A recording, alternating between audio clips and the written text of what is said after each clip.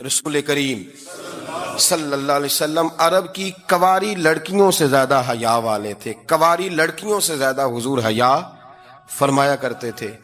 جب خانہ کعبہ کی مکہ شریف میں تعمیر ہو رہی تھی نا، اہل عرب اس کو تعمیر کر رہے تھے، تو نبی پاک صلی اللہ علیہ وسلم اپنے چچا حضرت عباس کے ساتھ خانہ کعبہ کی تعریف میں مصروف تھے.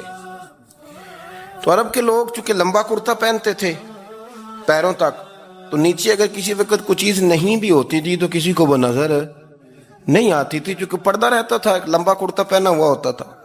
تو جب بچے، سرکار کی عمر مبارک بھی ابھی تھوڑی تھی، تو اس طرح بچے جب نکلتے تو وہ کئی دفعہ اپنی تہمت اتار دیتے نیچے سے، اور کوئی مزدوری کرنے لگتے تو 3-4 طے کر کے نا تہمت کی کندھے پہ رکھ لیتے. جس طرح کبھی دیہاتوں میں لوگ کپڑا سر پہ رکھتے تھے کہ اوپر اگر کوئی وزنی چیز رکھیں گے تو وہ تکلیف نہیں دے گی.